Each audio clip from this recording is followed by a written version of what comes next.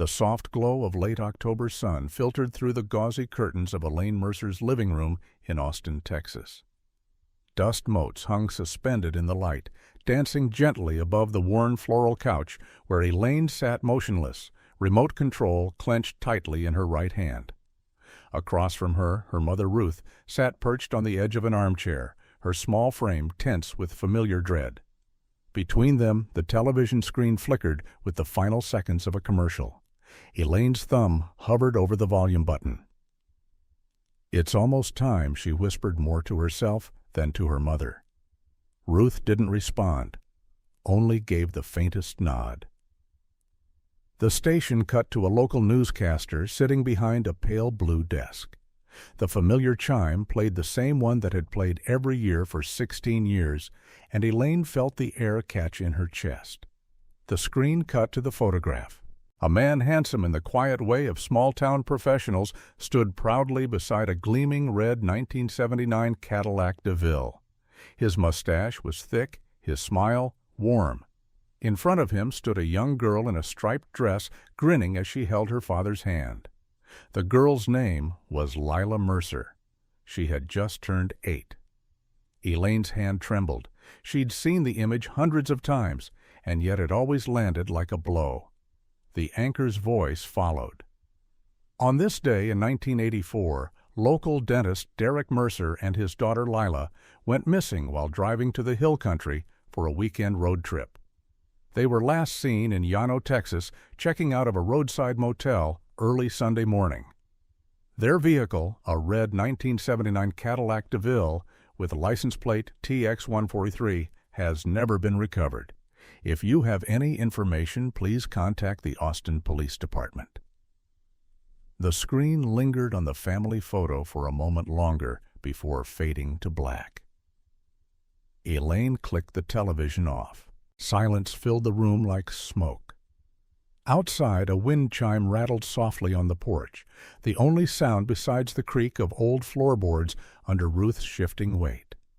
"You don't have to do this every year," Ruth said quietly. "Yes." Elaine said, her voice dry. "I do." For a moment they both sat still. Then Ruth rose slowly, placing a hand on Elaine's shoulder. "I'm going upstairs to freshen up." Elaine nodded without looking at her. She waited until her mother's footsteps disappeared up the stairs before she exhaled and walked across the room to the bookshelf. She pulled out the old photo album, the leather cracked at the corners, and returned to the couch. Her fingers opened the pages with care, each turn revealing frozen memories. Derek standing beside the Cadillac with a goofy grin. Lila on her first day of school, her backpack almost the size of her. The three of them at Barton Springs squinting into the sun, arms wrapped around one another. Elaine traced the image of her daughter's face with her fingertip. "Where are you, baby?" she whispered. The phone rang. She flinched, startled. The album slipped onto the cushion beside her. She crossed to the kitchen and picked up the receiver. "Hello, Mrs. Mercer. This is Officer Daniels with the Austin Police Department." Elaine's heart stopped. "I'm calling because we've just received a report from a junkyard in San Marcos. A vehicle's been found that may be related to your husband and daughter's case." She gripped the edge of the kitchen counter to stay upright. What kind of vehicle? A red 1979 Cadillac DeVille. License plate TX143. Elaine's knees weakened. She sat down hard on one of the kitchen chairs. "Are you able to come identify it? We'd prefer not to discuss details over the phone." "Yes," she said instantly. "Yes, I'll be ready. We'll send a patrol car within 10 minutes." Elaine hung up, stood shakily, and called up the stairs. Footsteps sounded quickly on the landing. "What is it?" Elaine met her mother's eyes. "The police found a car in San Marcos. They think it's Derek's." Ruth went pale.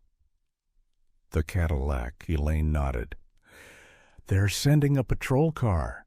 "I'm coming with you," Ruth said, already moving. 10 minutes later, a black and white cruiser pulled into the driveway. Officer Daniels, a man in his late 30s with a calm demeanor, stepped out and opened the rear door for them. The ride was quiet. Through the windows, the Texas countryside passed in a blur, dry grass, scrub trees, and long, empty roads. Elaine barely noticed. Her thoughts spun, memories bubbling up uninvited. Derek had been so excited for that trip. He'd packed snacks for Lila, drawn a little map of scenic stops. "Just the two of us," he'd said with a wink. Some dad-daughter time. That was the last thing she remembered clearly before the silence. Nearly an hour passed before they pulled up to Herov's Auto Salvage in San Marcos. Yellow police tape cordoned off a section of the lot. Several officers stood clustered near a row of rusting vehicles. Beyond them, something large and red gleamed faintly under the Texas sun. As Elaine stepped out of the car, her knees wobbled. A man in plain clothes turned toward them. He was tall, with tired eyes and a kind expression. Mrs. Mercer. "Mrs. Ruth Mercer. I'm Detective Maria Reyes. Thank you for coming." Elaine nodded. "Where is it?" The detective led them forward. The moment they rounded the corner, Elaine stopped dead. There, half crushed beneath the claw of a yellow excavator, was the red Cadillac. Its paint was faded and dusty. Its roof partially caved in, but there was no mistaking it. She knew that car better than anything. It had been Derek's pride. "Oh, my God," Ruth murmured, grabbing Elaine's arm. Detective Reyes stepped aside. "We can't open it due to the condition, but if you can confirm it's his car—" Elaine moved closer, barely breathing. She circled slowly, her eyes catching every detail. Then she saw it, the right rear wheel, a small dent in the chrome. Derek had hit a curb just a week before he disappeared. "We were going to fix it," Elaine said aloud. Her voice cracked. He laughed it off. She looked up at the detective. "It's his." Reyes nodded solemnly, then gestured to a man standing nearby in a grease-stained shirt. "This is Dean Herov. He owns the Junkyard. He's the one who called it in." Dean looked nervous. "I swear I didn't know anything. I saw the alert on TV, the one with the Cadillac, and recognized it right away. I went straight to the police." "How did it get here?" Elaine asked. "That's the thing," Dean said. "We don't have it in our system. No paperwork. It's like it just appeared." A woman in overalls stepped forward. "I saw Reed bring it in," she said. "Dropped it off last week."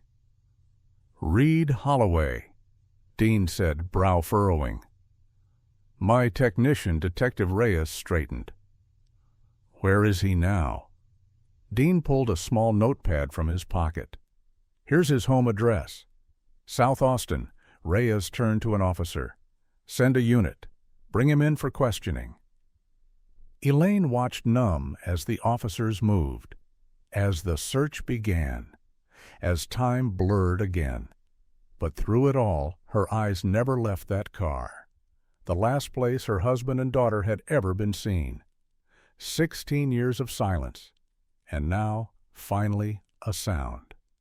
The sun was already lowering in the sky by the time Elaine and Ruth found themselves back inside the cluttered front office of Herov's Auto Salvage. The air smelled of motor oil rust and the dry heat of a metal-roofed building in Texas. Yellow police tape fluttered outside the windows, and an officer paced nearby, speaking quietly into a radio. Elaine sat on a cracked vinyl chair near the door, her hands still shaking from the shock of seeing Derek's car. Ruth stood by the coffee machine, untouched, arms crossed tightly over her chest. The discovery of the Cadillac had cracked something open in both of them, but there were still no signs of Lila. No clothes, no remains. Just a car. A car with no record of arrival. Dean Herov, the junkyard owner, sat behind the counter, flipping nervously through a logbook that offered no answers. The receptionist had gone home. The officers had fanned out across the junkyard, but so far no other clues had surfaced. Then Ruth said something that made Elaine sit upright. "That cabinet in the back office. I saw a blue handbag on the top shelf, between some manuals. Elaine blinked. "What?" When Reed opened his office, Ruth said, gesturing down the hall. When he stepped inside to get something. "I saw it, just for a second, but it was small vinyl baby blue, like Lila's." Elaine's stomach turned. That couldn't be possible. Lila's bag had been with her when they left for the road trip, a birthday gift barely 3 weeks old at the time. She'd carried it everywhere, beaming like it was a grown-up purse. Mattel Barbie accessory line, limited edition. "You think it's hers?" Elaine asked cautiously. "I don't know," Ruth said, but her eyes were hard. "But I remember that shade of blue. It was like a robin's egg. Very specific."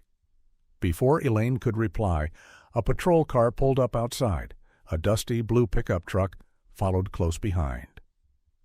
2 men stepped out, one in uniform, the other in worn jeans and a button-up shirt with the Junkyard's logo stitched over the pocket. "That's him," Dean said. "That's Reed Holloway." Reed was in his late 20s, maybe early 30s. He had short brown hair, a rough face, and eyes that didn't quite meet yours when he spoke. But he was calm, too calm, Elaine thought as he walked into the office. "Is everything okay?" he asked, looking around at the officers. Dean said there was something urgent. "This is Detective Reyes," Dean said, nodding toward the tall woman in plain clothes who approached them. "She's investigating the vehicle you brought in." Reed turned to Elaine and Ruth as Reyes introduced them. "This is Mrs. Mercer. The Cadillac belonged to her husband. He and their daughter disappeared in 1984. Reed blinked. "Oh, I'm sorry, I didn't know." Reyes raised an eyebrow. "Can you explain how that car came into your possession?" Reed scratched the back of his neck. It was weird, honestly. "About a week ago, this older guy pulled up right before closing, said he didn't need the car anymore. Paid cash, didn't give his name, didn't want paperwork. When I asked him to fill out a form, he just walked away. Left the keys in the ignition. Can you describe him?" Reed shrugged. "Tall, maybe 6 feet, thin, graying hair kind of slicked back. Mustache, glasses, khakis and a collared shirt. Quiet voice, looked like he hadn't slept in days." Elaine stopped breathing.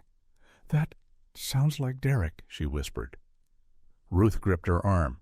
"But that's impossible." Detective Reyes glanced at them. "You're saying this matches your husband's appearance?" Elaine nodded. The height, the mustache, the clothes, even the way he dressed down on weekends. Reyes turned back to Reed. "How old did he seem?" "Hard to tell," Reed said. "Maybe mid-50s. Could have been younger, just looked rough." "Would you mind showing us the office where you placed the car's keys?" Reyes asked. Reed shrugged. "Sure." The small group walked down a narrow hallway behind the main office. Fluorescent lights buzzed overhead. At the end of the hall was a locked door. Reed unlocked it with a jangling keyring and stepped inside. "Wait here," Reyes instructed Elaine and Ruth. "We'll let you know if we find anything." But Ruth didn't wait. She leaned closer to Elaine and whispered, "When he opens that door, look to the top left shelf, across from the desk." Elaine glanced through the open door just as Reed stepped inside. There it was, a glass-fronted cabinet, and on the top shelf, her breath caught, a small sky-blue handbag, exactly like Lila's. Reed stepped out a moment later holding a plastic bag with a set of car keys. Elaine's voice was steady, but her heart thundered in her chest. "What's that blue bag in your cabinet?" Reed blinked. "Oh, that. It's nothing, just some old thing of my daughter's. You said you don't have custody," Ruth said sharply. "She lives with her mom." "In Houston," Reed said. "She left that bag here years ago. Didn't like it much." Elaine stepped forward. "Would you mind if I had a closer look?" Reed hesitated for a fraction of a second, then smiled. "Sure. Go ahead." Inside the office, the air was cooler. Tools were stacked neatly. catalogs lined a side shelf. Reed retrieved the bag and handed it over. Elaine's hands trembled. The bag was identical, same shade, same shape, white trim, silver clasp. Reed said, "She got it for her birthday." "Never used it." Elaine glanced at Dean. "Did you know Reed had a daughter?" Dean frowned. "First I've heard of it." Ruth took the bag and opened it. Empty. She examined the inside lining and frowned. "There's a tag," she said, "but it looks like someone tried to erase it." Sure enough, the small white ribbon tag showed signs of heat damage. The text had been melted away. Elaine turned the bag over in her hands. The texture, the stitching, it was too perfect. "We used to put name stickers inside Lila's stuff," Elaine whispered. This one had a small star-shaped sticker, right under the flap.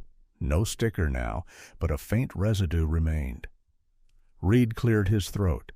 "You can keep it, if it helps." Elaine narrowed her eyes. "You'd give away your daughter's birthday gift." He shrugged. She never wanted it. They left the office and walked back into the sunlight, the bag now clutched tightly in Elaine's arms. "I don't trust him," Ruth said, her voice low. "Neither do I," Elaine said.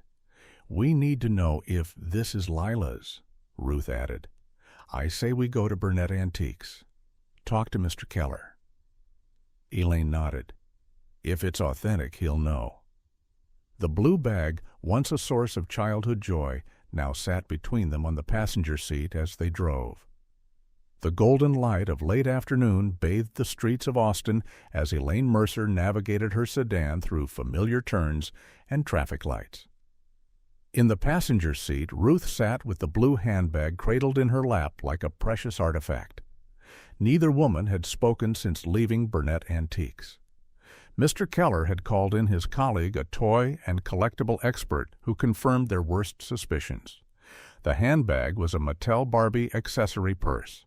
The style had only been produced during an 8-month window between 1983 and 1984. The tag inside had been heat-treated. Someone had deliberately removed the brand and production markers. Elaine had felt as if the world was tilting. A handbag wasn't proof that Lila was alive, but it was enough to rattle the walls of 16 years' worth of silence. "We need to bring this to the police," Ruth said quietly. Elaine nodded, hands tight on the wheel. "I was already headed to the station." They merged onto Burnett Road. The sky had shifted to a deep amber hue, the kind that made Austin look almost nostalgic, like an old photograph left too long in the sun. That's when the dashboard lights blinked. Elaine frowned. The brake warning light had lit up red. Then the check engine light. Then something else. The car shuddered. "Oh no," she murmured. "What is it?" Ruth asked. Elaine tapped the brakes lightly. The pedals sank nearly to the floor with no resistance. Her heart seized. "The brakes, they're soft." "Pull over," Ruth said, gripping the side handle. Elaine signaled and coasted to the shoulder. The car rolled to a slow, uneven stop. She threw it into park and killed the engine, then tried to restart it. The engine clicked, coughed, refused to turn over. Elaine sat back in her seat, stunned. "This has never happened," she said. "Do you think Ruth began?" But the sound of a vehicle behind them cut her off. A pickup truck was pulling over. It was blue. Elaine's blood turned cold. The driver's side door opened and Reed Holloway stepped out. "Well, what are the chances?" he said with a friendly smile. "Saw you pulled over and thought I'd check in." Behind him, the passenger door opened. Another man climbed out. He was tall, muscular, with a shaved head and faded jeans. His face was neutral, unreadable. No smile. "This is my buddy," Jason Reed added, nodding toward him. "He knows his way around cars." Ruth's posture stiffened instantly. "We're fine," she said quickly. "Just calling a tow truck." "Why waste money on a tow when we're right here?" Reed said, already stepping closer. Elaine opened her door and got out. She popped the hood. Jason joined her, glancing briefly at the engine, then running a finger along the brake lines. "Looks like your brake fluid's leaking," he said. "And the battery's not getting enough voltage. Could be a bad alternator. You're not driving this tonight." "We can call someone," Elaine said, stepping back slightly. "Nonsense," Reed said. "We'll get it back to the junkyard, take a proper look. I've got all the tools. Won't charge you a dime." Elaine hesitated. "Actually, we were on our way to the police station." Jason raised an eyebrow. "Police?" Ruth spoke up. "To report the handbag. We had it examined. It may be our granddaughter's." Something flickered in Reed's eyes, quickly hidden.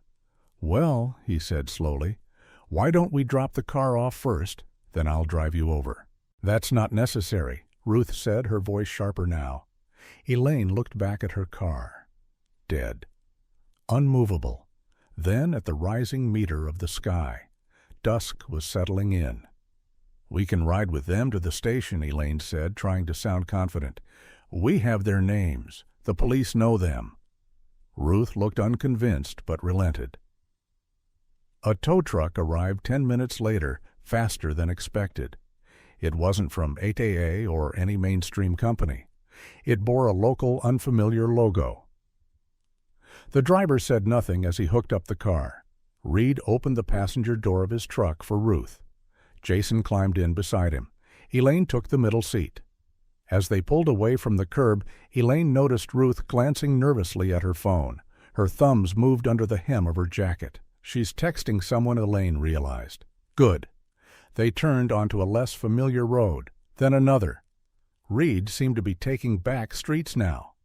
"Shortcut," he explained, his eyes on the road. But it wasn't. The homes thinned. Street lights became sparse. Trees closed in around the narrow road like arms. "This isn't the way to the station," Ruth said sharply. Jason turned in his seat. "Change of plans." He reached under the seat and pulled out a small black pistol with a cylindrical silencer attached.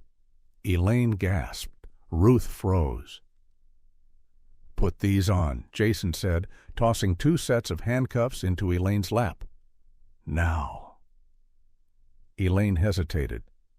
"Do it or I'll shoot her," Jason said, nodding toward Ruth. With shaking fingers, Elaine snapped the metal around her own wrists, then helped Ruth. The cuffs clicked shut. Jason checked them. Tight enough.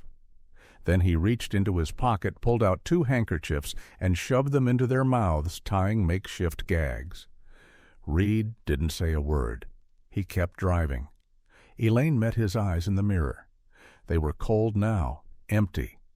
Gone was the helpful young mechanic. What stared back at her now was something hollow and dangerous. Reed turned down a dirt road lined with cedar and scrub oak. The truck jostled along the uneven path. Dust rose behind them in a choking plume.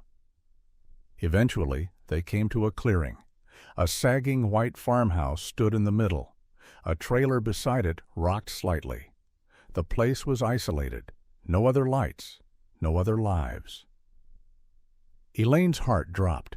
She and Ruth were marched inside, still gagged, still cuffed. The interior of the house smelled like mildew and old smoke, clutter everywhere, broken furniture, graffiti on the walls, beer bottles on the floor. They were led to a back room and chained to a heavy radiator. Jason left.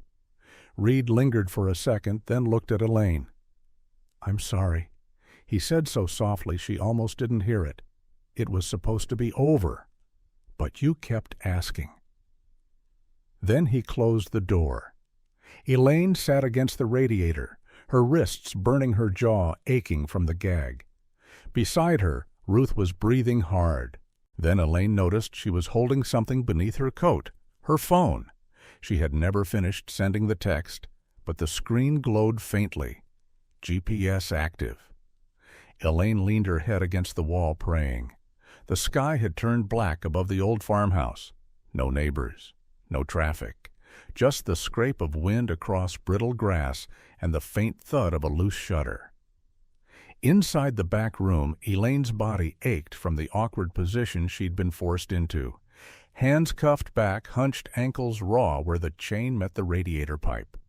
The faint glow of Ruth's phone, still tucked halfway under her jacket, was their only link to the outside world. Elaine watched the screen flicker every few minutes.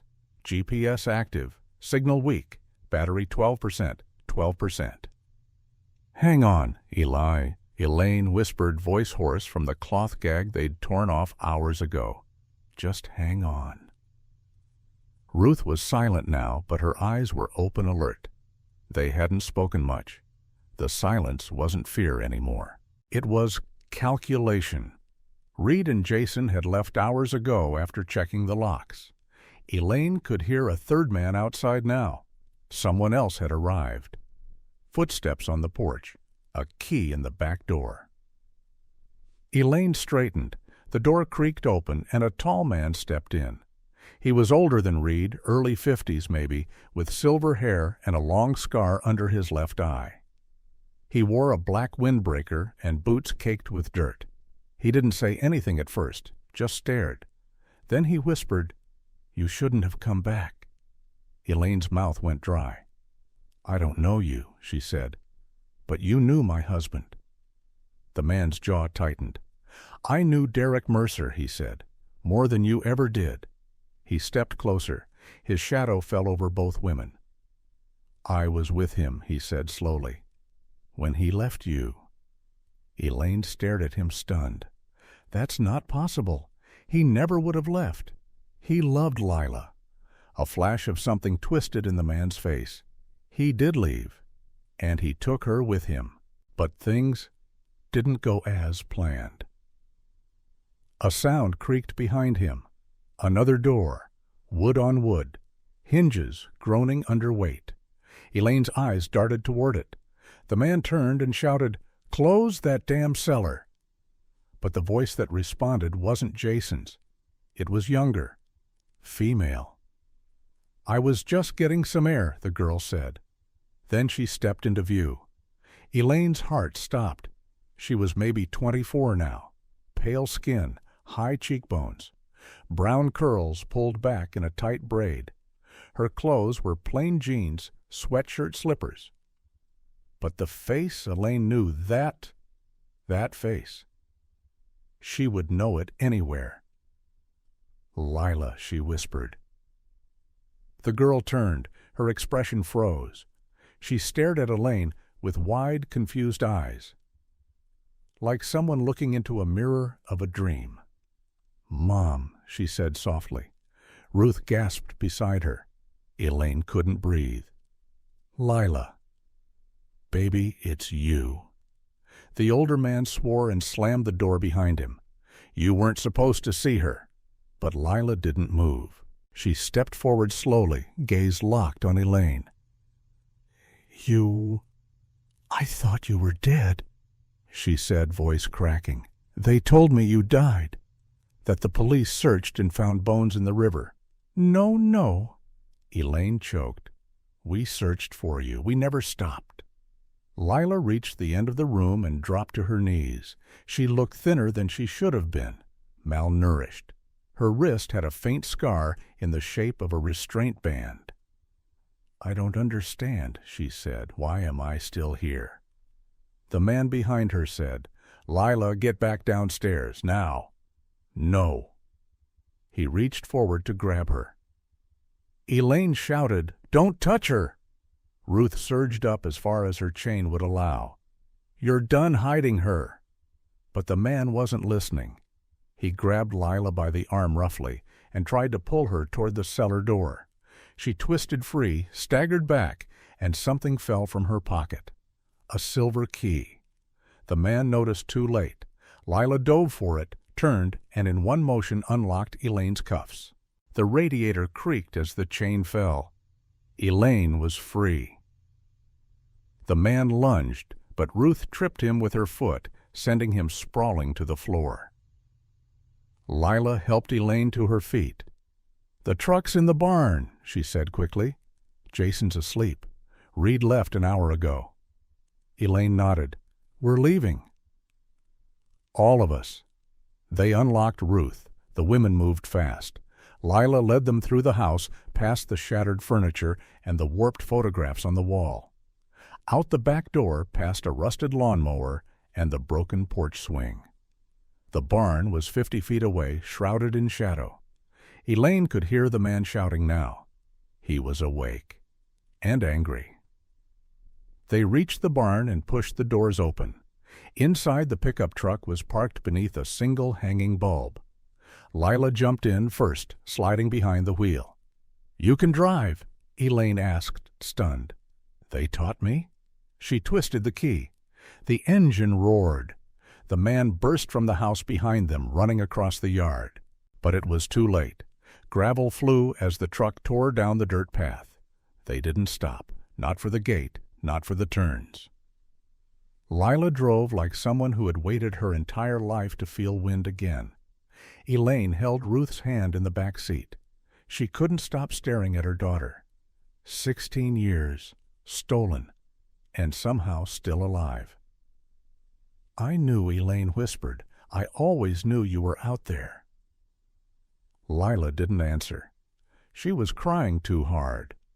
The emergency room at St. David's North was quiet in the early morning hours, broken only by the rhythmic beeping of monitors and the low voices of nurses exchanging shifts.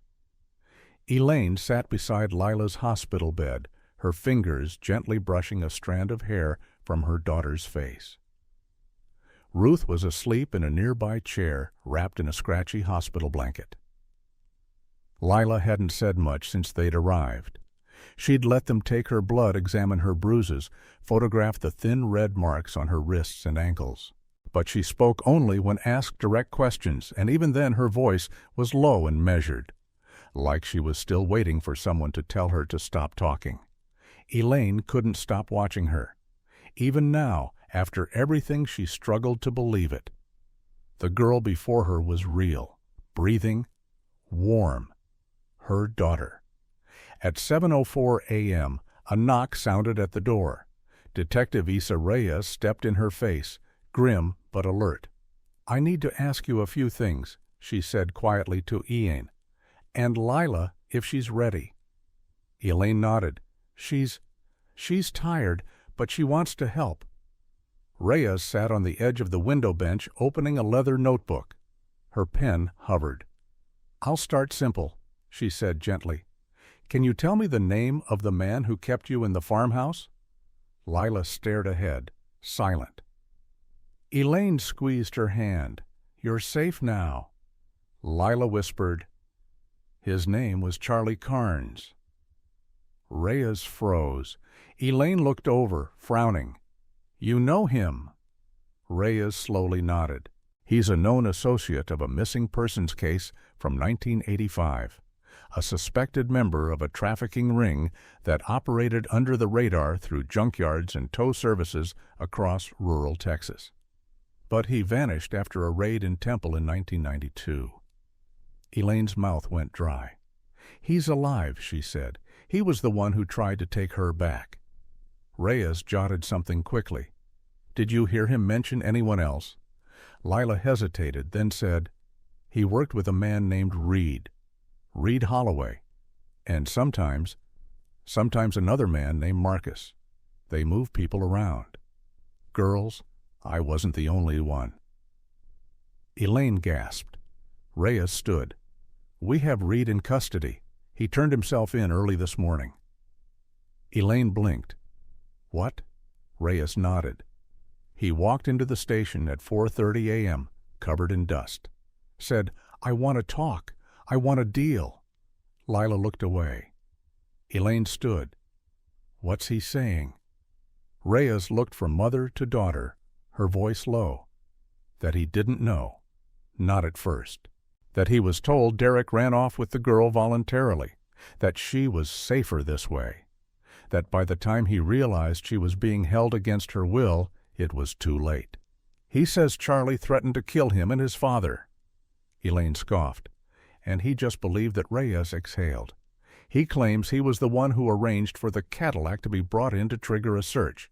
Says he left the handbag in his cabinet on purpose, hoping someone would recognize it. That's why he let you look. Elaine remembered the moment. The hesitation, the flicker in his expression. Did he mention a Micah? Elaine asked. Reyes's brow furrowed. Who's Micah? Elaine took a breath. Reed's father. I think he might have helped. He's the one who left the Cadillac. He matched Derek's description, older, thin, khakis, glasses. But we didn't know who he was. Reyes nodded slowly. We'll run background. If Micah Carraway is tied to Reed, and Reed is tied to Charlie Carnes, we might be looking at a larger operation. Elaine's heart pounded. Then you believe her. You believe Lila. Reyes turned to the girl in the bed. I do. She paused. Lila, can I ask something painful? Lila nodded. Your father, Derek. Is he alive? The silence hung heavy in the room. Then Lila shook her head. No. He died trying to protect me. Elaine closed her eyes. He tried to leave with me, Lila said quietly. But Charlie caught us. There was a fight. I heard a gun. I never saw him again. Reyes wrote silently, lips pressed in a line. Elaine rose and walked to the window. Her hands trembled. He never abandoned us, she said. He died saving her. Reyes nodded once. I'm sorry, Elaine turned. And what about Charlie? We're hunting him now. The farmhouse was cleared by dawn. But he's gone. Then find him, Elaine said, voice steady. Find him before someone else disappears. Reyes met her eyes. We will. Later that day, back at the station, Reed Holloway sat across from two federal agents and Detective Reyes. His wrists were cuffed. His face was haggard, eyes red. I didn't sign up for that, he said. I swear. The agents didn't speak. Reyes leaned in. Tell me about Charlie. Tell me everything. Reed licked his lips. Charlie's not just a drifter, he said. He's got people, a network, drivers, lookouts. He uses junkyards and tow trucks to move girls without suspicion. They disappear off the grid. No IDs, no trace. And the farmhouse, Reyes asked. It was one of 5, Reed muttered. There's one near Llano, another up by Abilene. But Charlie only used this one for long stays. Said it was his keeper house. He kept girls there if they were too risky to move. And Lila Reyes pressed. Reed looked away. She was supposed to be temporary. But Derek fought back. Charlie panicked, said the mom would never stop searching. So they made her disappear for good. Why didn't you go to the police? Reyes demanded. I was 22, Reed said bitterly. And Charlie had pictures. He said he'd kill my dad. Said I was in too deep. By the time I wanted out, it was already years. He looked up. But I brought you the Cadillac. I wanted to get caught. Reyes scribbled one last note, then stood. Then buckle up, Reed, she said, because this is just the beginning. The sun had already begun its slow descent over central Texas as Detective Issa Reyes stepped out of the Travis County Sheriff's Office. A federal marshal was waiting near her cruiser phone pressed to his ear, nodding rapidly. He ended the call. We found him, the marshal said. Micah Carraway, out near Marble Falls. Lives alone on a ranch. Never left the state, just buried himself. Any trouble bringing him in, Reyes asked. No resistance, the marshal replied. In fact, he was waiting for us. Micah Carraway sat hunched at the end of the interrogation table, weathered hands folded in his lap. He wore a faded button-down shirt, too big for his frame, and scuffed leather boots that hadn't seen polish in years. His glasses were cracked at the corner, but his eyes were clear. Reyes stepped into the room alone. She placed a recorder on the table, pressed record, and sat. Micah looked up. "I imagine this is long overdue," he said softly. Reyes leaned forward. "Start from the beginning." Micah nodded. "It was 1984. I worked the scrapyard outside San Marcos, mostly cleanup. Back then, Charlie Carnes was already in and out of trouble. Drugs, weapons, stolen VINs. But nobody ever stuck anything on him." He sighed. "Then he came to me with a job." Reyes's eyes narrowed. "What kind of job?" "A favor," he said. "A man named Derek Mercer had tried to take his daughter, said the girl was worth money, and the father had snapped. Charlie spun it like he was helping a runaway child, said all I had to do was relocate a car." Reyes didn't speak. Micah continued. "The car was a Cadillac. The windshield was cracked. Inside, there was blood, a lot of it." He paused. "I didn't ask questions. But I knew. I knew someone had died in it." "Why didn't you report it?" Reyes asked. Micah's voice cracked. "Because Charlie had my son, Reed. He said if I went to the cops, Reed would disappear. I was a single father. My wife had left years earlier, and I believed him."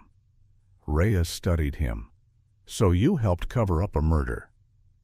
"I did," Micah admitted. "I towed that car into my yard, hid it beneath scrap, waited 2 weeks. Then I crushed it and buried the frame in a ravine behind the property. The same ravine where it was found last week." Micah nodded. "I left it where I knew someone would eventually look. I couldn't hold it forever. And when Reed told me the handbag had been found." He looked up at Reyes. "I knew the clock had run out. Meanwhile, at St. David's, Elaine stepped out of Lila's hospital room to find a nurse waiting. 'Ma'am, there's someone here asking for you.' Elaine's heart jumped. 'Who?' 'He says his name is Micah Carraway. He's with the police.' Elaine stiffened. She followed the nurse down the corridor and found a man sitting with his hat in his lap. He stood as she approached. 'Mrs. Mercer,' he said quietly. 'My name is Micah. I knew your husband.' Elaine froze. 'You're the one who left the car. I am.' 'Why?' Her voice shook. 'Why help them at all?' Micah's face was lined with regret. 'Because I thought I was protecting my son.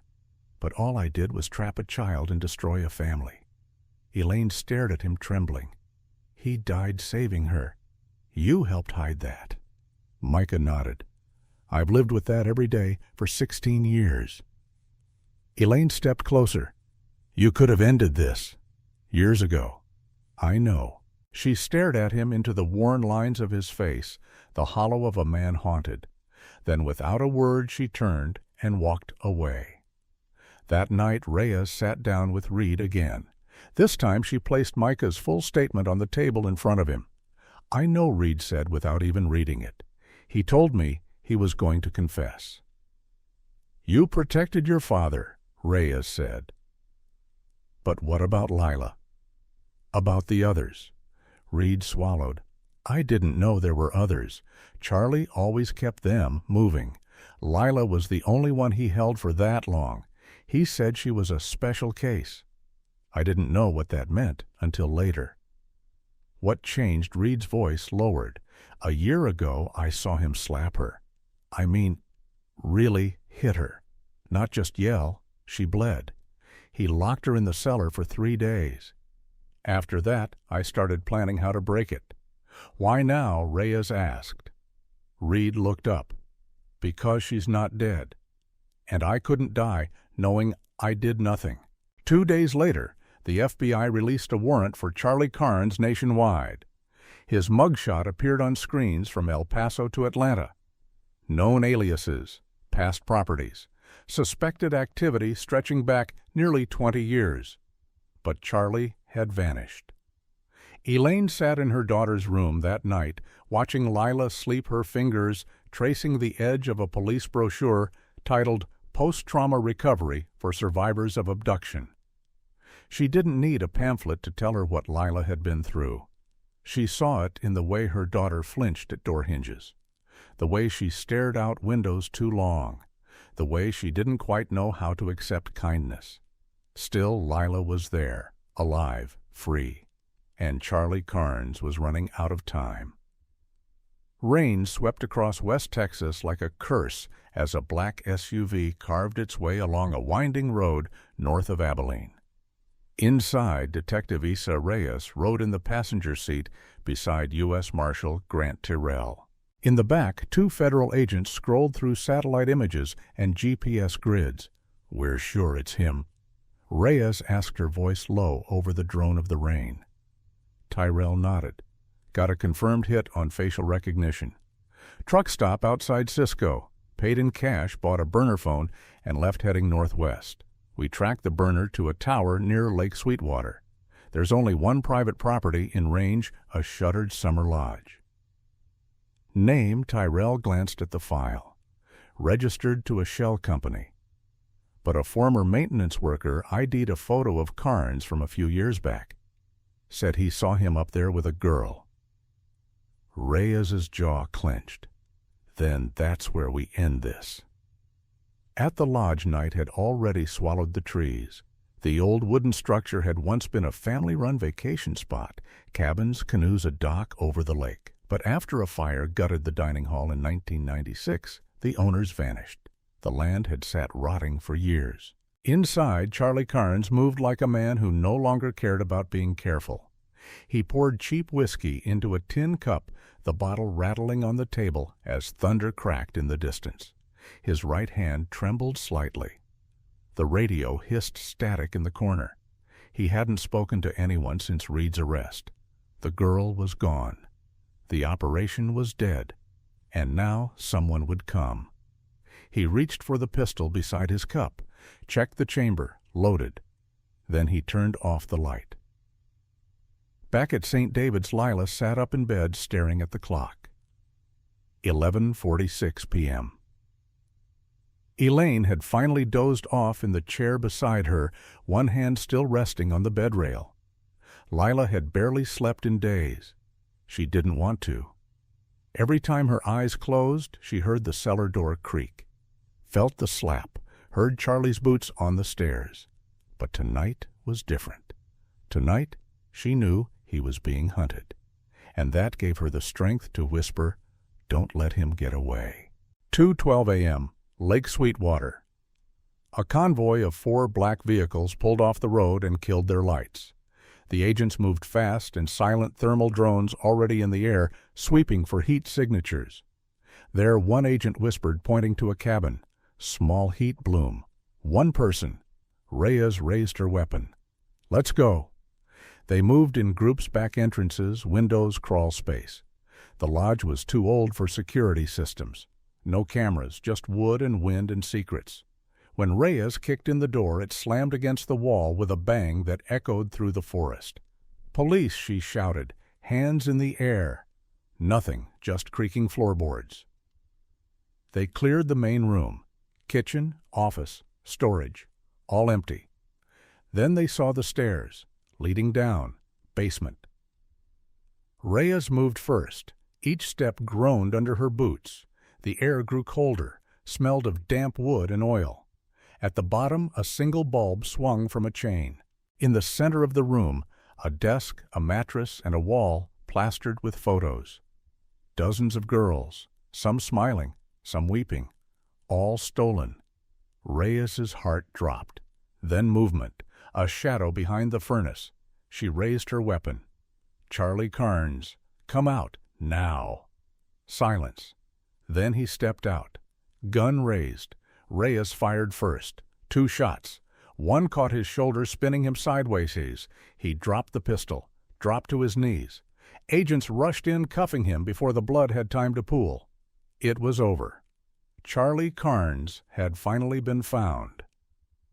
8:42 a.m., FBI Austin Field Office. Charlie sat slumped in a steel chair, bandaged and silent. Across from him, Reyes placed 2 items on the table, a photograph of Lila from the hospital and a single cassette tape. He flinched. "I found it," she said quietly. "In the lodge basement, with the others." She clicked play. A girl's voice, small, frightened. Day 294. It's cold again. He says I don't get food until I smile. Charlie closed his eyes, then a pause, then another voice, his. You're lucky I keep you here. Out there they'd rip you apart. No one cares about you but me. Reyes stopped the tape. Do you want to talk now? Charlie didn't answer. You're facing life, Charlie. But the girls you help move, they still need to be found. Talk now, and maybe you die with a sliver of dignity. Finally he spoke. There were more houses. Later that day, Reyes stood outside the hospital room watching Lila and Elaine through the glass. Lila was smiling. Not fully, not freely, but enough. Reyes stepped away, phone to her ear. Yeah, she said, he's in custody, and he's talking. Pause. We'll need more teams. This goes deeper than we thought. She looked back at Lila. But we got one of them out. The morning sun rose pale and uncertain over Brookstone, casting long shadows across the town square. At the center, beneath a white canopy, tent-folding chairs were arranged in rows facing a modest wooden podium. There were no balloons, no student choirs, no smiling politicians. This wasn't a celebration. It was a memorial. Elaine stood near the back, her hands tucked in her coat pockets, watching townspeople file in one by one, teachers, former students, old neighbors, even a few reporters scribbling quietly into their notepads. She spotted Sarah Greaves seated near the front, her silver hair pulled back, a faded photo of Lila clutched in her lap. Across the aisle sat Martin Henley, thinner now, but upright eyes calm. He wore a navy windbreaker zipped high against the breeze, his hand resting gently on a cane. He didn't speak. He didn't need to. His presence said everything. A simple sign had been placed on the podium in memory of those forgotten. A soft-spoken speaker from the district office stepped forward. We gather here today not because it is comfortable, but because it is right. We remember not just names, but truths once silenced. For Lila Mercer, for Derek Mercer, and for every missing child that didn't come home. Elaine stared ahead, unmoving. Lila stood beside her, hands clasped, her hair braided back, like the little girl who once danced on the lawn with fireflies. But she wasn't that girl anymore. She was older now, sharper around the edges, but not broken, never broken. After the ceremony, Elaine and Lila walked alone toward the old footbridge behind the elementary school, the same one Derek had helped build as a volunteer. It creaked with age, but still stood spanning a narrow creek, now heavy with spring water. Lila paused at the center. This was the first place I remembered him, she said softly. When I was locked up, I'd try to see this bridge in my head. I didn't always get the details right, but I remembered the sound of his laugh here. Elaine knotted her throat tight. I used to come here after school, she whispered, sit on the railing, wait for you both to walk around the corner. They stood in silence for a long moment, the breeze ruffling the water below.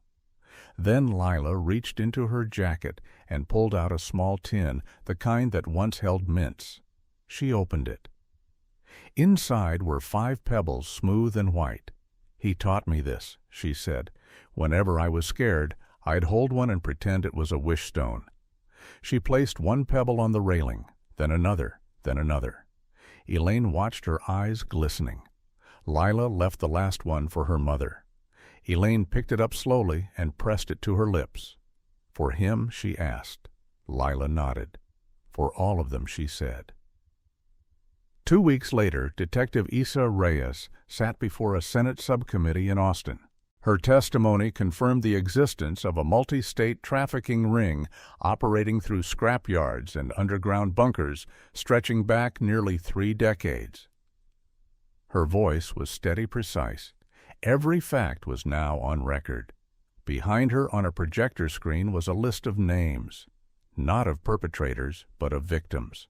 Lila Mercer's was near the top, marked recovered, safe. In Brookstone, the Mercer home had been cleaned, repaired, and painted a gentle blue. Elaine sat on the porch swing as dusk fell, Lila curled beside her under a blanket. Ruth sipping tea nearby. Wind chimes tapped gently above them. Across the yard, fireflies began to blink. Not one, dozens. "I thought they were gone," Lila whispered. Elaine smiled. "They always come back in spring." And they sat quietly, 3 generations bound by survival, watching the night return to life. But not far away, buried beneath a rusted trailer in a forgotten yard on the edge of Hamilton County, something else waited. A trunk, locked. Inside old tapes, ledgers, receipts, names, some crossed out, some still unaccounted for. Because sometimes what we bury doesn't stay buried. And sometimes finding one girl is just the beginning.